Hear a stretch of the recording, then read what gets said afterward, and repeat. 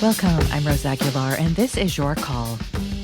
The election is in just 19 days. With so much at stake, we are talking about the fight for the U.S. Senate. 34 Senate seats are on the ballot, but only a handful or so are expected to play a key role. Democrats hold 51 seats to the Republicans' 49. Republicans will most likely win the seat vacated by Senator Joe Manchin of West Virginia, which would split control of the Senate down the middle. Critical legislation affecting issues like gun control and abortion and key judicial confirmations are on the line. We might even have another U.S. Supreme Court nomination.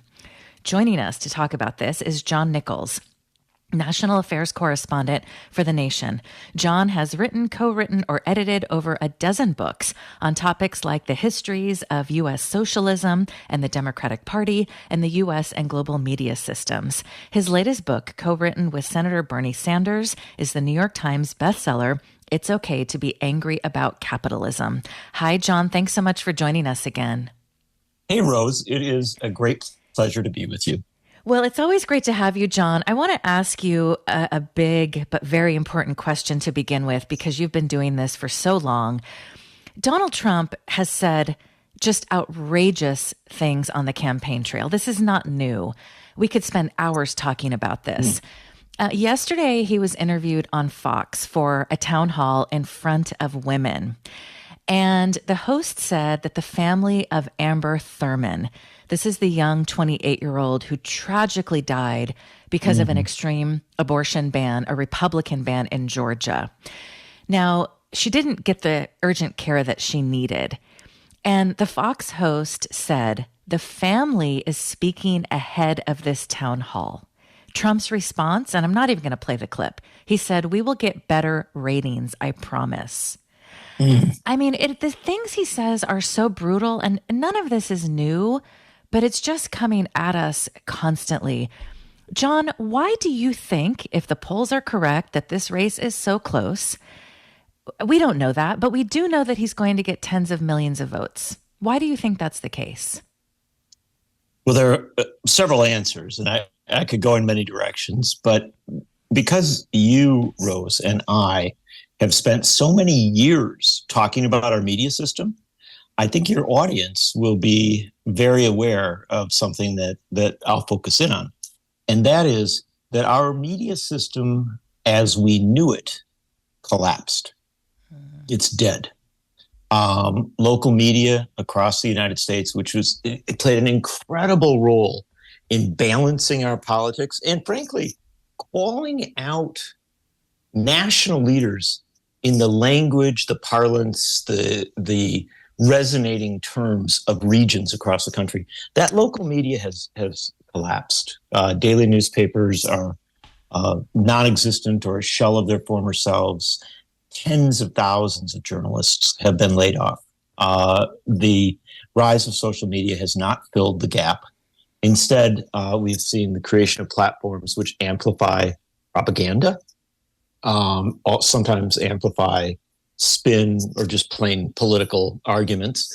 It doesn't mean there's not good stuff on social media, but it does mean there's just an awful lot of false premises out there. And into this has come cable news, and cable news has chosen to be partisan, or at least to be aligned with particular partisan camps. And all of this has added up to a situation where people now get their information very much in a silo. And so they're constantly reinforced in certain views. What that has created is a situation where Donald Trump can say the most outrageous things imaginable, and even where people may think that is outrageous. People who are Trump supporters may think, whoa, that sounds pretty out there. That's kind of cruel. They have become so acculturated. They've become so used to it that they don't take it seriously, or if they do take it seriously, they actually like it. They see him as some sort of person who's willing to say the blunt, unpleasant things that others are not willing to say.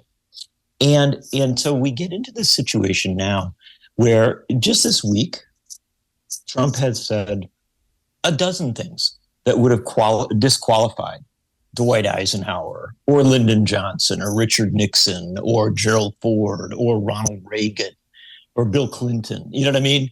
It's like these things would have been absolutely disqualifying. Trump the other day said about auto workers, he compared them to children. He said the work they do could be done by children.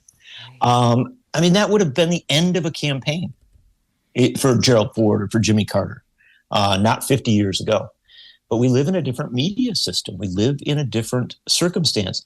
And our media, the people who practice journalism, have to catch up to this reality. They have to recognize, what has happened.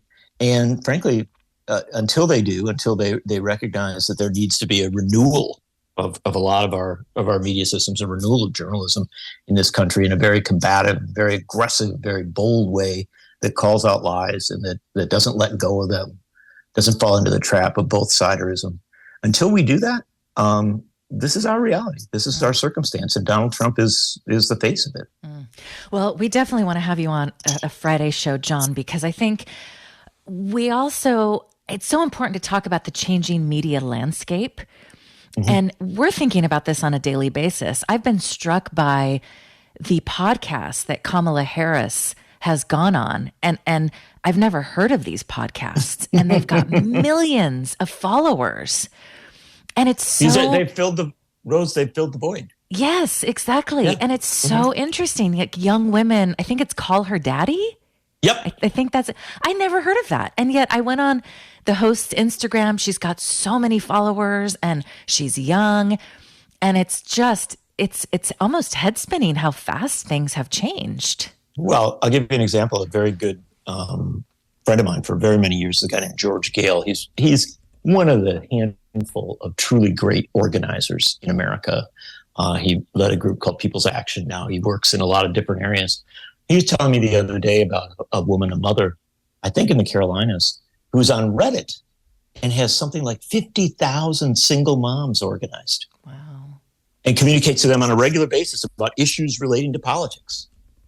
And you understand, that's a whole new zone.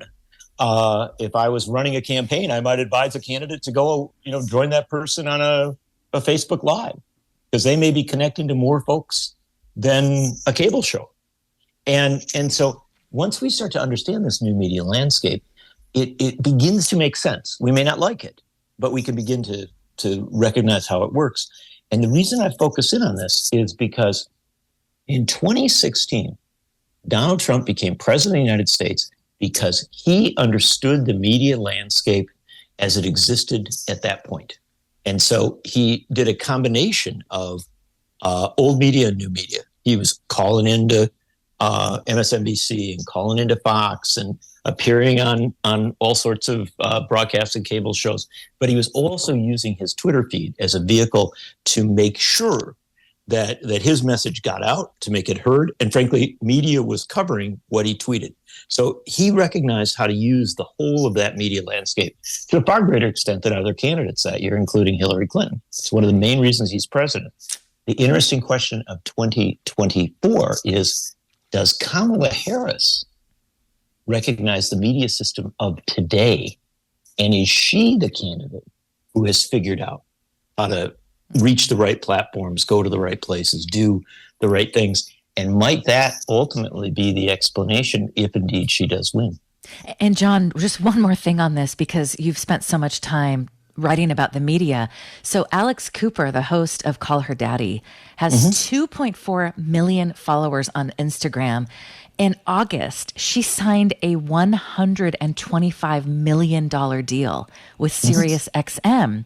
So I think this is another part of media that we need to spend more time talking about. While so many journalists are losing their jobs and outlets are shutting down, you have this young woman who's got this very popular podcast that most of us probably have not heard of until Kamala Harris did this interview, and she signs a $125 million deal with SiriusXM. It's amazing. And it tells us two important things, Rose. Number one, the money's out there. The money for journalism, the money for media is out there. It exists. It's not like everything dried up because, there's just some people kind of weak thinking. I think theorists will say, oh, well, the internet just gives you everything for free. And so, it's created this new economics. No, we still have people, with a lot of money who are paying folks to create content. What we used to call news, what we now call content, however you want to refer to it. Bottom line, the money is out there. And the host of Call Your Daddy, right? She's figured out a way to enter into this system and succeed. More power to her. Nothing wrong with that. And remember, people did that in the past, right? Popular radio hosts and popular TV hosts. So that's somebody figuring out the media system as it exists today. Right. Don't falter for it. Understand that's our reality. Yeah, exactly. That's right. I'm checking out her podcast, and she's filling a void, and so many young women are listening to her. It's just fascinating, and I just think we've only scratched the surface of what. So let me give you. You're so right, and I promise you, I know we're going to talk about the Senate. Let me give you one last twist on this that I know you'll respect, Rose, because you know this material so well, and you could write a book on it. Yeah, so there's a guy named Martin Ware who was in the band Heaven 17 back in the 80s, 90s, a remarkably talented musician, and he has a show in England, mostly in England, called Electronically Yours. It's a podcast, right? He brings politicians on, takes them through deep examinations of their cultural thinking, their music they like. People like Jeremy Corbyn, the former leader of the Labour Party, coming on and talk about cultural issues and stuff, then leads them into a discussion about how that compares to their politics. And it's highly engaging. There are tons of listeners.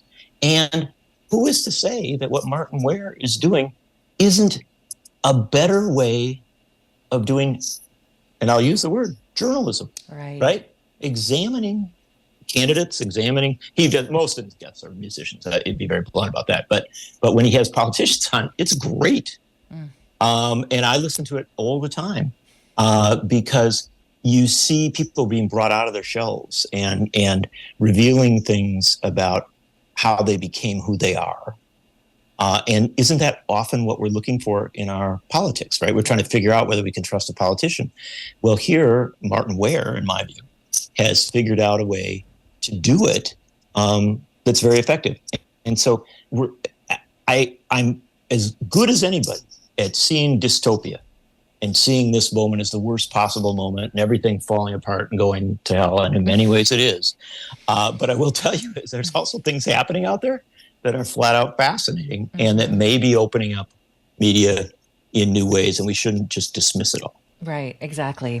Today we're speaking with John Nichols, national affairs correspondent for The Nation. We'll definitely have John back before the election to talk about this very fast-moving media landscape.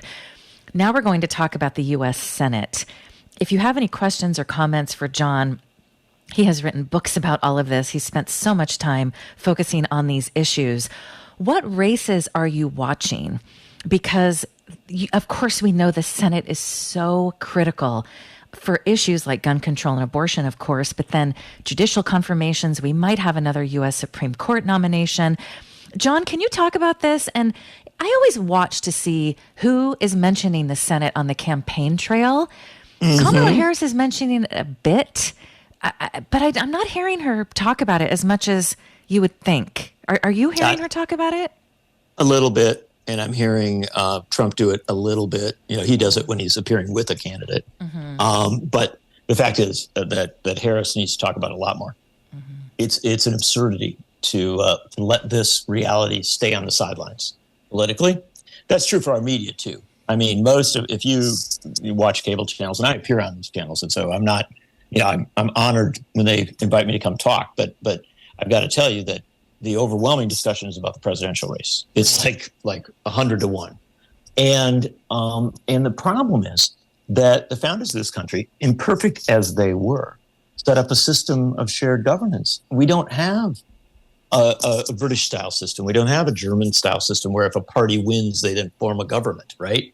We have a system where one party can hold the executive branch, another party can hold the legislative branch, and they both, to some extent, although Trump has overwhelmingly done this, define the judicial branch. And so you can't look at an election just through the presidency. It's madness to do so. And yet I see that in our media, and I also see that in a lot of our political class. And so to go to your core question, though, Rose, which is the essential one. First off, we understand why the Senate matters. I can do it in 2 sentences. If Donald Trump is elected president of the United States and gets a Republican Senate, he will be able to implement vast sections of Project 2025. Right? We worry about Project 2025. We talk about it. We talk about other things Trump has said and done. If he gets the presidency and control of the Senate, his ability to kind of run roughshod becomes overwhelming because it's through the Senate. You appoint cabinet members, thus you can reshape the federal government, and you get judges. So there you go. Flip side, if Kamala Harris comes in with a Democratic Senate and with a House, and I think the House may well go Democratic this year. If she comes in with a Democratic Senate, all the promises, all the things she talks about in the campaign trail have the potential to become real because we're in an evolved politics where people now understand that the Senate filibuster has to be done away with. I think Harris herself understands that. And so her ability to govern becomes exponentially greater. But then there is this final possibility. If Harris becomes president with a Republican Senate, which, by the way, right now is probably the most likely bet, right? If she becomes president with a Republican Senate in the dynamic that we exist in now, her ability to govern will be little better than that of a lame duck president from day one. Now, that's something, that should be chilling to people. If they like Harris, if they dislike her, maybe they'll like that. But that's the important thing to understand. And so the Senate becomes absolutely critical. And you asked me what races I'm watching. Look, we can go through them in a deeper way and talk about individual ones because they're fascinating. But of course, I'm watching the reality that the Republicans have the advantage in this cycle because it comes off the 2018 cycle that was very good for Democrats. So you have a lot of Democrats who are in battleground states, even in Republican-leaning states, who are running for re-election. So you're looking at these incumbents as being vulnerable.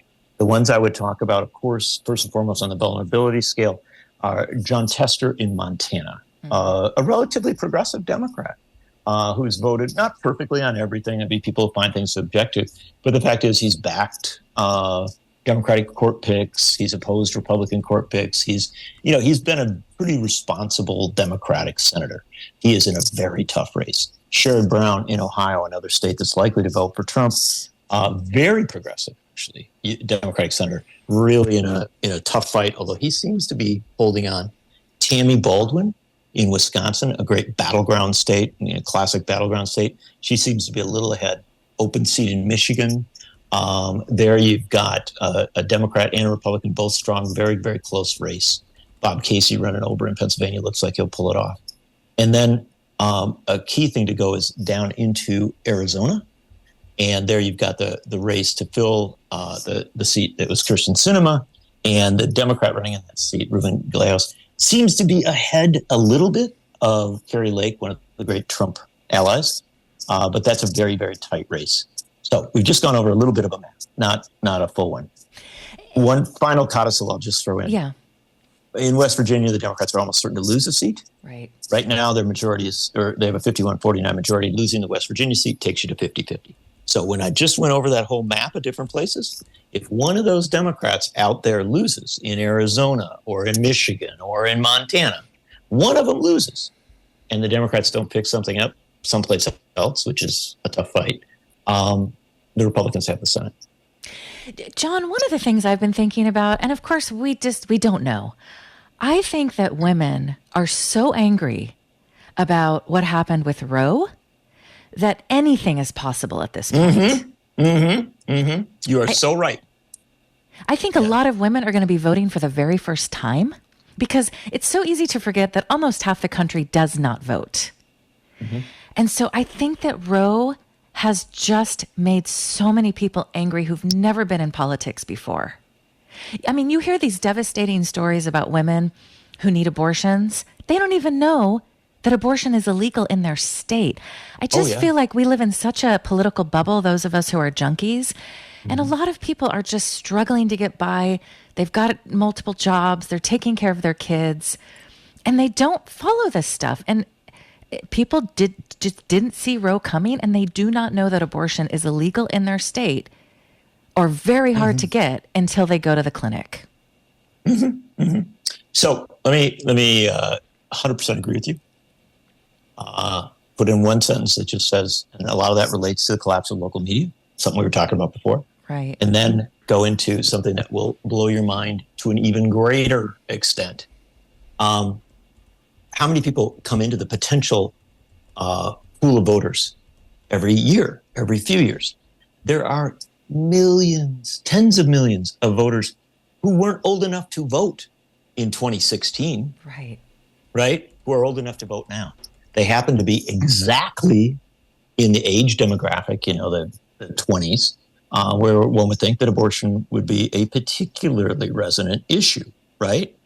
And, pollsters don't even often know how to get near these folks. They're getting better at it. The pollsters are getting better at it. But you understand, these are folks who weren't voters, right? They're in a group that historically has been written off by a lot of pollsters as unlikely voters.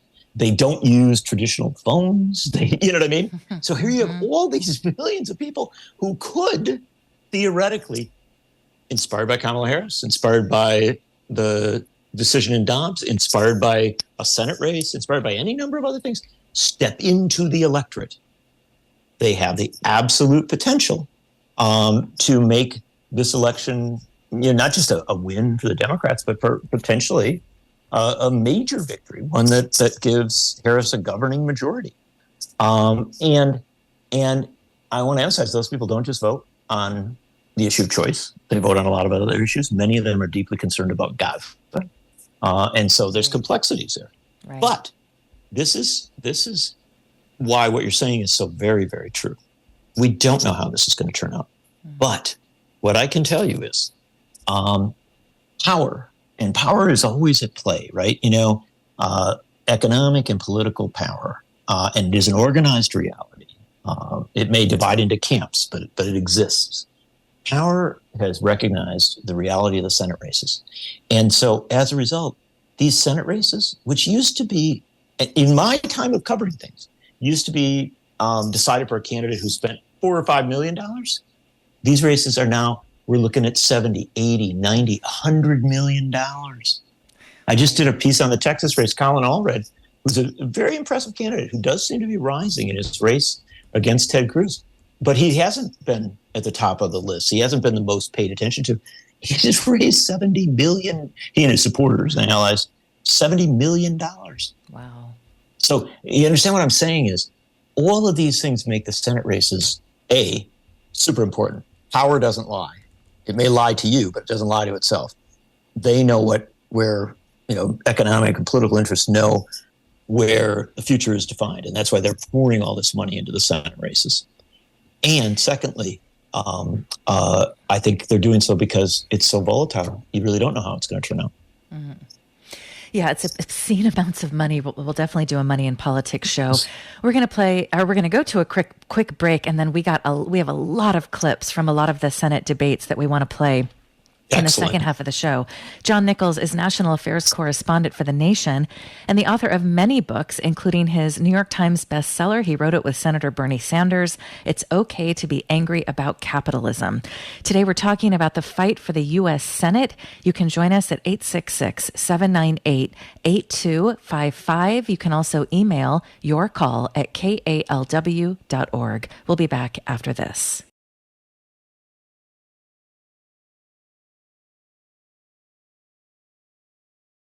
This is Your Call. I'm Rose Aguilar. Today we are talking about the fight for the U.S. Senate with John Nichols, national affairs correspondent for The Nation.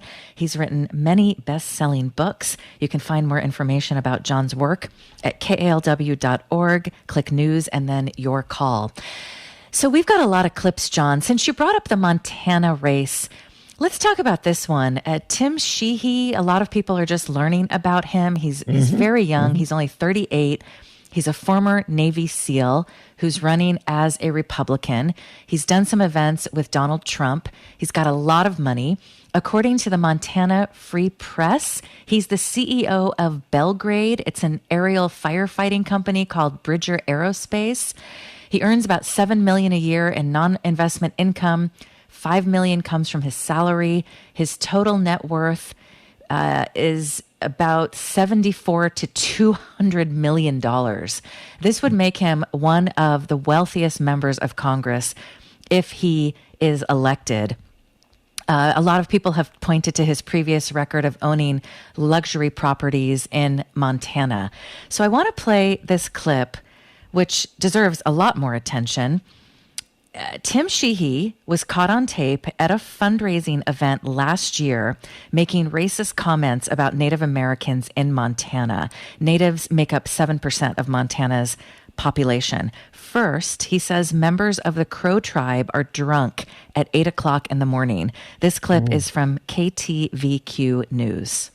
And I rope and ran with them every year, down there. So great way to bond with all the Indians to be out there while they're drunk at 8 a.m. and you're roping together. That comment is a stereotype that Crow Tribe Secretary Levi Black Eagle finds insensitive. I think that it's perpetuating old racist stereotypes, that of the outdated idea that the drunken Indian. Just days after that initial recording, Sheehy was caught on tape yet again at another event, this time accusing tribal members of throwing beer cans at him. And I tell you, if you don't make that double heel shot on the res, the Coors Light cans flying inside your head.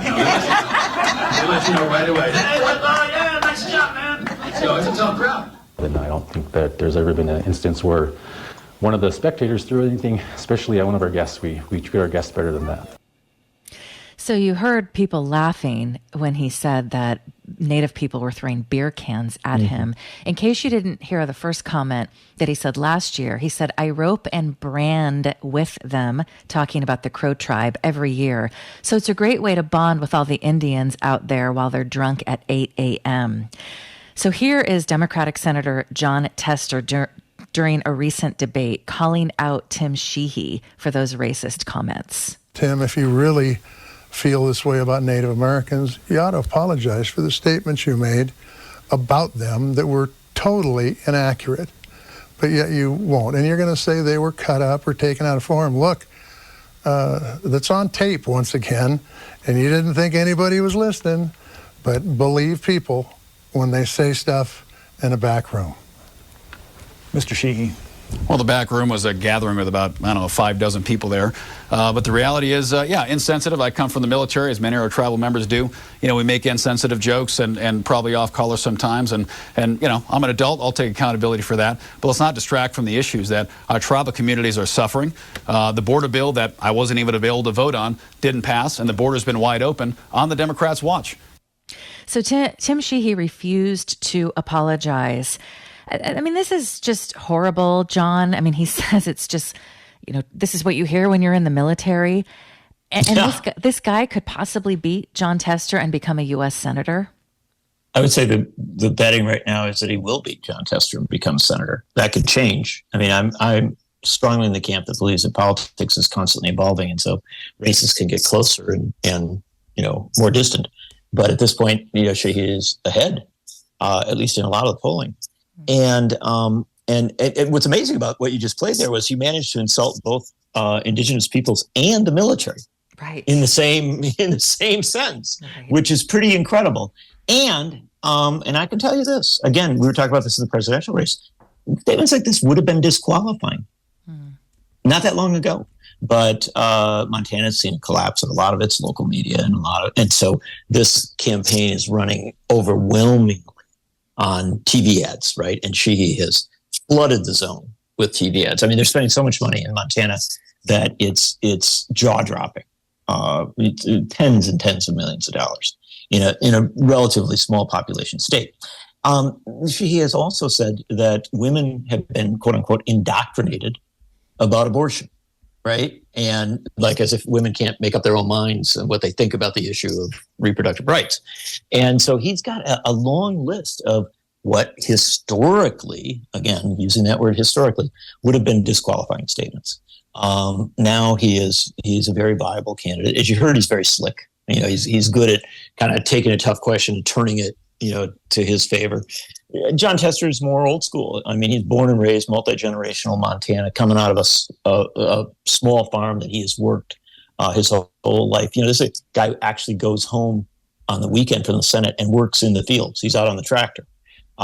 He is a politician of a certain age, of a certain time in American politics, and it really is a question whether someone like this can survive politically. He is a very honorable man. I've known him for a long, long time. He's quite a remarkable figure, but he's in a tough race. And the last thing I'll say about Montana that's fascinating, and this is really kind of amazing. He's not from Montana. He's from Minnesota. He grew up, born and raised in a wealthy suburb of the Twin Cities. He moved to Montana like a lot of rich people because it's a really beautiful place, and he bought up land and luxury, locations to live in because he wanted to look at mountains, from his, mansion. That's who he is. There's a lot of discomfort with that in Montana, from working class people who live there a long time. And yet, even with that reality, the fact that there's a multi-generational Montanan running against a guy from Minnesota, because of how our politics has changed with the influence of money, the collapse of traditional media, all sorts of other factors, such a person can be viable. Okay, so that's Montana. Let's talk about Texas. You brought this up earlier, and you just came out with a piece today called Ted Cruz is just as hapless and maybe just as beatable as Donald Trump. So Ted Cruz and Colin Allred recently had a debate. Before we ask you to weigh in on this, I want to play a few clips because abortion played a pretty significant role at this debate. But for some context, of course, Texas was one of the first states that passed an extreme ban, and so many brave women have shared their stories as a result. At the 2024 Democratic National Convention in Chicago, Texas abortion advocates Amanda and her husband Josh Zarowski shared their story of being refused an abortion despite Amanda carrying an unviable fetus. Every time I share our story, my heart breaks. For the baby girl we wanted desperately, for the doctors and nurses who couldn't help me deliver her safely, for Josh, who feared he would lose me too. But I was lucky. I lived.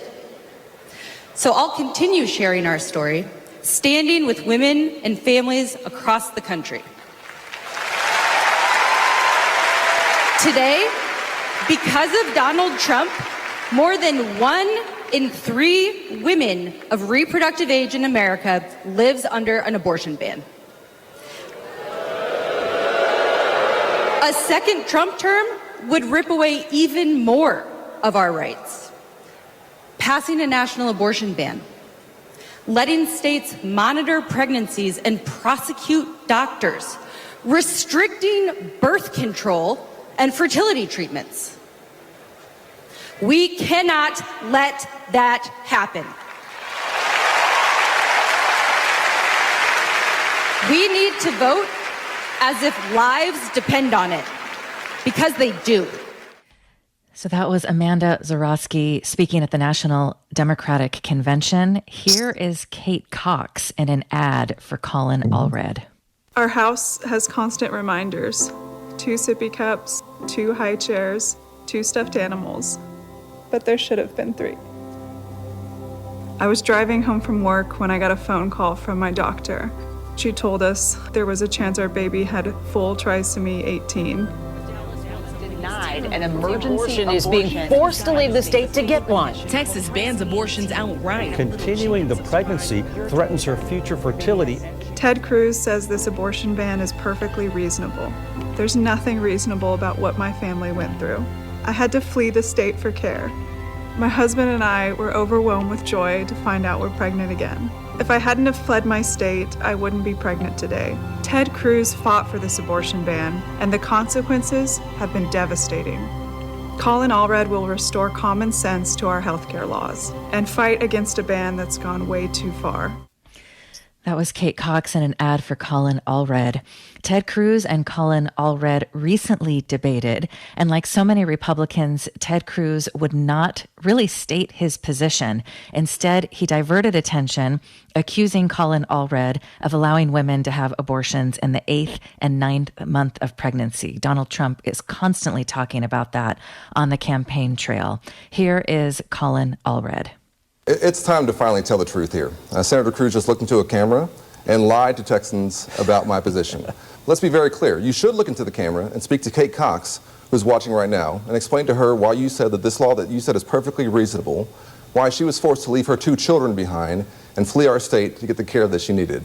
Or look into the camera and talk to Amanda Zarowski, who's watching right now, and explain to her why it's perfectly reasonable that because she had a complication in her pregnancy and was denied care so long that she may never be able to have children of her own. Or to the 26,000 Texas women who've been forced to give birth to their rapist child under this law that you called perfectly reasonable. It's not. This is not freedom. I trust Texas women to make their own healthcare decisions. You know, Allie and I have had 2 baby boys here in Dallas in the last 5 years. You're scared the entire time. You don't know what they're gonna say. But I can't imagine if the doctor would come in, said there's a problem with the baby, or a problem with Allie, but there's nothing I can do because Ted Cruz thinks he knows better. That's not who we are as Texans. When I'm in the United States Senate, we'll restore a woman's right to choose. We'll make Roe v. Wade the law of the land again. And we'll make these stories of seeing these horrific experiences going on all over our state something of the past. That's my commitment to Texans. Congressman, thank you. Senator, you did not directly answer the question. I want to ask to you again. Do you support or oppose exceptions for rape or for incest? Again, asking as a Texan and as a father tonight. So I want to be very clear. If you listen to Congressman Allred's answer, at no point did he make any reference to his own record. He desperately wants to hide from the fact that as a congressman, he voted to strike down Texas's parental notification law. He voted to strike down Texas's parental consent law. He voted to legalize late-term abortions, including the 8th and 9th months. He says he wants to codify Roe versus Wade, but that's not what he voted for. And I'll tell you what, tonight I suspect he's going to run away from his record on a whole lot of issues. We have a website. It's called allredfacts.com, allredfacts.com. Every time he gives an answer, just click on allredfacts.com, and we'll show you the exact vote he cast. Now, as for what the law should be in Texas, that's a decision that will be made by the state legislature. You know, Congressman Allred is running all sorts of ads saying that I made this decision. I don't serve in the state legislature. I'm not the governor. The folks that make the laws here are the state legislature and the governor. He knows that, but he's trying to deceive the voters of Texas. I want to jump in here because I think it's too important. We'll give you 60 seconds. I want to be very clear to the people of Texas. I support the protections and the restrictions under Roe. But Senator Cruz just called himself pro-life. You're not. You're not pro-life. It's not pro-life to deny women care so long that they can't have children anymore. It's not pro-life to force a victim of rape to carry their rapist baby. It's not pro-life that our maternal mortality rate has skyrocketed up by 56%. That's not pro-life, Senator. So to every Texas woman at home and to every Texas family watching this, understand that when Ted Cruz says he's pro-life, he doesn't mean yours. That is Colin Allred and Ted Cruz at a recent debate. John, you wrote a piece about this debate. What really stood out for you? Allred was strikingly well prepared for the debate. And he didn't just hold his own with Donald Trump. I'm sorry, I apologize. It's covering Trump too much. He didn't just hold his own with Ted Cruz. He overwhelmed Ted Cruz. There were many, many points where Cruz was kind of left, mumbling to himself over at the side of the stage because Allred's presentation was so strong, and it was a stark critique of Cruz's record. So it's a very powerful debate, and yet remember this Senate race in Texas is not at this point considered one of the top tier races, right? The focus tends to be on a group of Democratic incumbents, and the Democrats have not really expanded the race out to some of these other states, such as Texas. Although I think they're on the verge of doing so and beginning to do so. It's my view that if you watch that debate, you understand why Democrats would be wise to kind of make a big play for Texas, even though it has historically been a tough state for them. They haven't won a statewide race in Texas since 1994. The reason is twofold. Number one, Cruz is very vulnerable. There's just so much. We don't have enough show to talk about, all the things, all the baggage that he carries, including the fact that when the Texas power grid went down in 2021, he fled to Cancun, Mexico.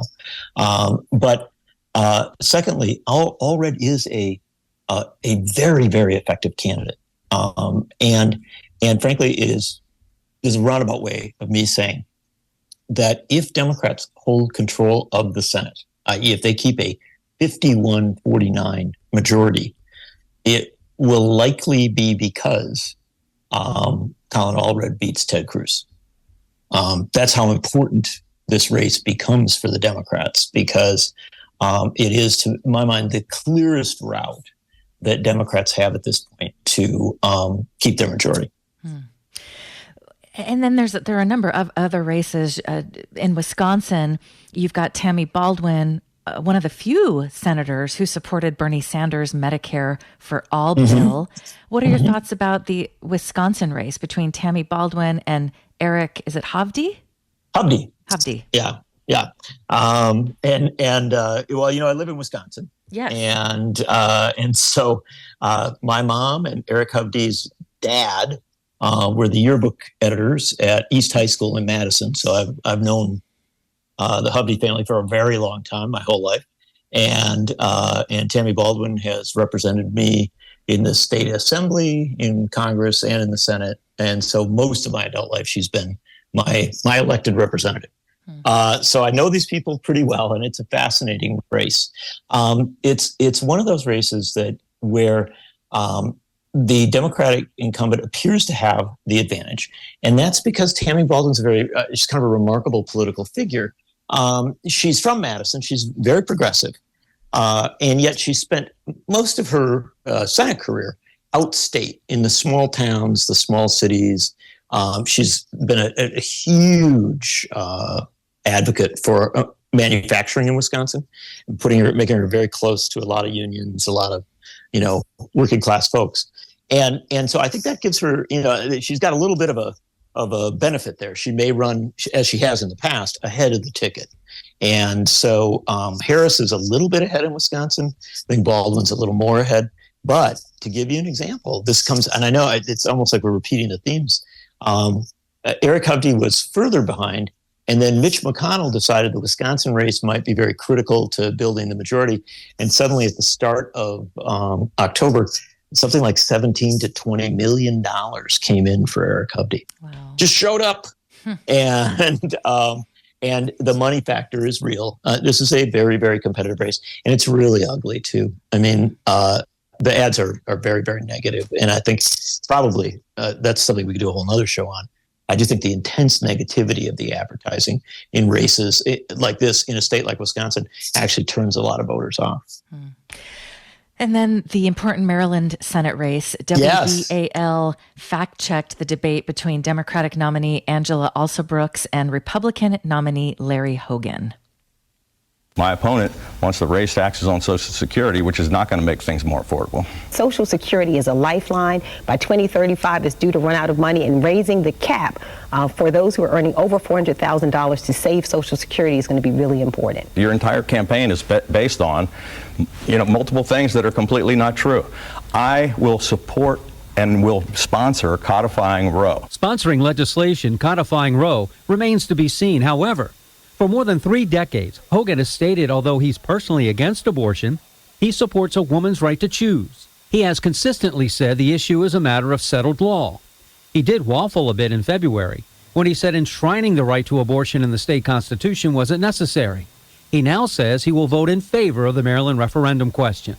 In May of this year, he told the New York Times he's pro-choice. What we know is that the former governor is a person who vetoed important abortion care legislation. That is true. Back in 2022 as governor, Hogan vetoed legislation that would allow health practitioners like midwives and physician assistants to perform abortions after they've completed training. In his veto letter, he noted, The bill risks lowering the high standard of reproductive health care services received by women in Maryland. I stood up for our families and held violent offenders accountable. As the elected prosecutor, I also lowered violent crime by 50%. That is true, according to Prince George's County Police statistics from the years 2011 to 2018, when also Brooks was elected prosecutor. Crime is out of control, 500% increase in carjackings. Without knowing the exact period of time he's referencing, the statement appears to be false.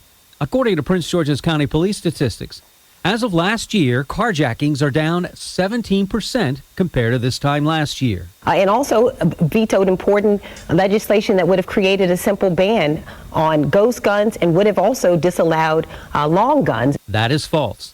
The former governor did not veto ghost gun legislation. He allowed the bill to go into effect without his signature.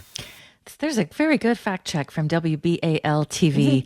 What are your thoughts on that race, John? Another very important race, and this one in Maryland. Yeah, that's an open seat race. The incumbent senator stood down. He's a Democrat. Maryland's a very Democratic state, but Larry Hogan has proven to be one of those Republicans who's highly effective in running in a Democratic state, serving as governor. He's put a lot of distance between himself and Donald Trump, made a big deal of the fact that he didn't vote for Trump in previous elections. And so, he's trying the classic road of trying to be the moderate. And you heard that in many of his remarks. The complexity here is that Mitch McConnell and the Republicans in Washington are pouring support into Larry Hogan because they only want one thing from Larry Hogan. They want him to vote to organize the Senate as a Republican-controlled Senate. That then gives them control of the committees. It gives them control of the nominating process for cabinet members, for judges, justices, etc. And so that becomes the dynamic. Is Hogan better than many other Republicans running for the Senate? Yes, he is more moderate. That is, I'm obviously using my bias, my parlance here, but he is a more moderate figure, and so that counts for some people in his favor. The challenge, though, is that if he were to win, that would absolutely assure that it's a Republican-controlled Senate. Also, Brooks she's a remarkably skilled candidate who has served with great distinction in top local offices. And so she's clearly ready for this race. And I think, as you heard there, she's a very effective candidate. My sense is that she's going to win this thing. And one of the reasons that she's probably going to win this thing is because of the Kamala Harris factor. And this is something that's not put into the mix in analyzing a lot of these races. When Joe Biden was the likely nominee, the Democrats were in real trouble. It was looking very weak for them all over the country. There are many states where Harris coming in has really bumped up the Democratic numbers, bumped up the Democratic base. Maryland is one of those. And so my sense is that having Harris at the top of the ballot dramatically increases the chances that Angela Alsobrooks will win that race. But it's still a serious race and one that we're all keeping an eye on. We don't have time to play this clip, but I have to mention it because it's just wild what you're hearing from these guys about abortion. So in Ohio, you've got Senator Sherrod Brown running against Bernie Moreno. He was Trump's pick. He's a wealthy Colombian-born businessman. And NBC4 obtained a video at a town hall in which Bernie Moreno, the Trump pick, accused suburban women focused solely on their ability to get an abortion. And he said, why would this even be an issue for women over the age of 50? I mean, and then the people were laughing in the crowd. Well, it's been said, by the way, he's not the only Republican Senate candidate who said things like that. Mm-hmm. And not the only Republican candidate who said things like that. Look, reproductive rights is an issue for men and women, for people all kinds of backgrounds, all kinds of experiences, and all kinds of ages. My mother is 93, and she can discourse quite wisely on these issues, let me tell you, from her long experience. Wow, you're lucky, John. Yeah, but what I'm saying is there's people who care. This is an issue of passion for people of every age. Mm-hmm. And Look, Moreno in that Ohio race, and it's good we're closing off with the Ohio race. That is a really important race. In that race, you've got Sherrod Brown, who is one of the most experienced and kind of remarkable members of the Senate. Somebody who's lived around the world, been involved in all sorts of issues. Incredibly brilliant guy who's also very deeply, in touch with Ohio over many generations, running against a guy who bought his nomination. I mean, that's the reality. The Republican nomination was bought in a primary, and who has virtually no experience. And it is really one of these fundamental questions. Can a state that's probably going to vote for Donald Trump elect a Democrat to the U.S. Senate? Do we have enough ticket splitting to make that possible? And Ohio is really going to be the key test on that this year. If Sherrod Brown can pull it off, it will be because probably some significant number of Trump voters vote for a reasonably progressive Democrat who happens to be very deeply rooted in Ohio. And Ohio gave us J.D. Vance. Yes, it's a very, very interesting pairing of U.S. senators there at this moment. Yeah. Well, it's a battleground state, and this is the thing to understand. Even as bad as Vance is, he often defers to working class issues, talks about them, tries to focus in on them because of Ohio. Brown is much more genuine in that regard, and really the core question is, can Brown's genuine commitment to working class people get him through this election? John Nichols is national affairs correspondent for The Nation, who's written many books, including his latest bestseller, co-written with Senator Bernie Sanders, It's Okay to Be Angry About Capitalism. As always, John, it's great to chat with you, and we look forward to having you again on soon. Thank you. Total honor to be with you, Rose. Thanks for having me. Thanks so much. You can find John's work at kalw.org. Click news and then your call. Thanks to Savannah Harriman-Pote for producing today's show. Thanks to Tariq Ansari for engineering our show. Coming up tomorrow, it's our Media Roundtable. We'll discuss coverage of Israel's war on Lebanon. And the latest with that, the government says more than 2,300 people have been killed over the past year. More than 1.2 million have been displaced. Then we'll continue talking about media coverage of the campaign. How are the media reporting on Trump's overtly anti-immigrant rhetoric and Vice President Harris's plans if she becomes president? We hope you can join us tomorrow. Thanks for joining us. I'm Rose Aguilar. It's your call.